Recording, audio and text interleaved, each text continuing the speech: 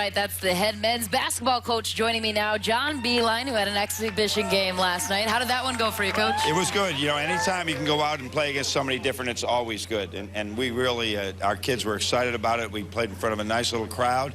And you just got to get that out of the way. You know, get into those uniforms. The freshmen on the court for the first time.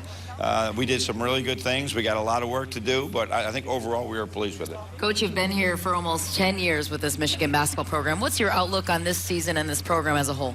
I think we're always, for 10 straight years, I see our team is always just trying to develop. You got to embrace the process of growing your team through the years. I think that some of our best years have been the years where it was least expected.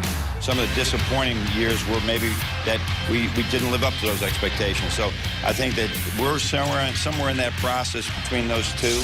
And you just keep trying to get the right kids, develop the talent,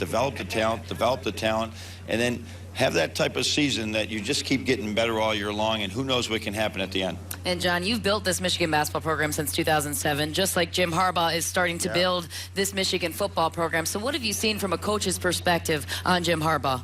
Well, I think throughout his whole Jim and his whole staff have just done such a great job of taking the talent they inherited and then just making them better every day. I think a lot is probably put into, oh, you know, Coach Harbaugh has this great offense and he's got, no, it's the everyday development of every player in the little details of the game.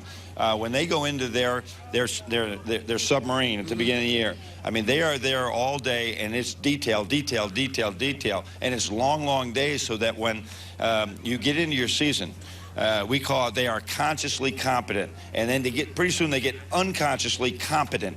In other words, they just do things without having to think about it anymore, and that's through that daily work of the details, and that's what Jim and his staff have done that I think is amazing. John Beilein, thanks so much for the time.